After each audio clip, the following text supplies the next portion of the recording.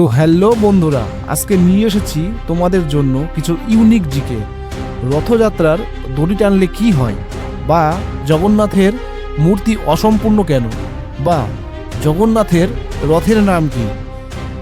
আমাদের জিকে ভালো লেগে থাকলে চ্যানেলটিকে সাবস্ক্রাইব করে পাশে থাকুন। কোশ্চেন: জগন্নাথ দেবের হাত পা অসম্পূর্ণ কেন? অপশান এ যুদ্ধের জন্য, অপশান বি অসমাপ্ত মূর্তি, অপশান সি পাথর ভেঙে যায়, অপশান ডি পুরনো নিয়ম। আপনাকে 5 সেকেন্ড টাইম দেওয়া হলো। উত্তরটি জানা থাকলে অবশ্যই কমেন্ট।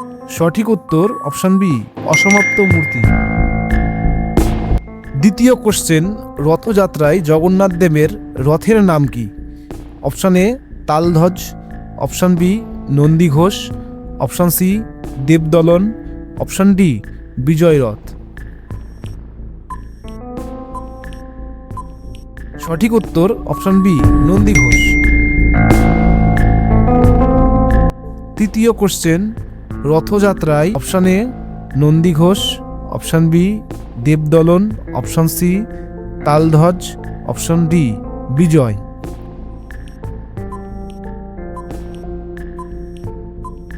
সঠিক উত্তর অপশান সি তালধ্বজ। অপশান 4: সুভদ্রার রথের নাম কি? Debadalan, option B Nandighosh, option C Taladhwaja, option D Ratnarath.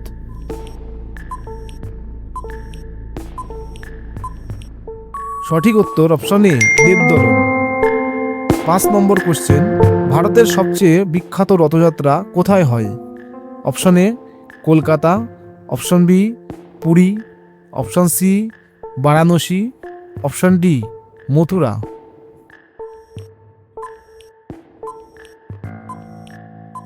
সঠিক উত্তর অপশান বি পুরী।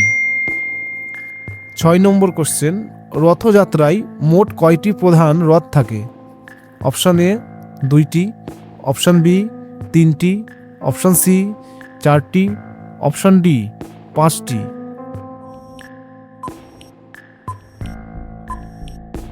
সঠিক উত্তর অপশান বি 3টি। 7 নম্বর কোশ্চেন: রথযাত্রার সময় জগন্নাথ দেব কোন মন্দিরে যান?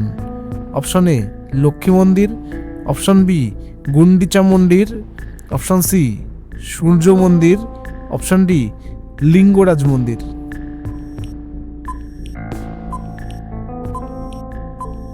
সঠিক উত্তর অপশান বি গুন্ডিচা মন্দির।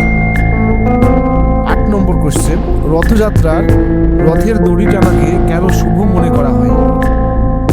ধর্মীয় বিশ্বাস অনুযায়ী রথের দড়ি টানলে পুণ্য লাভ হয়।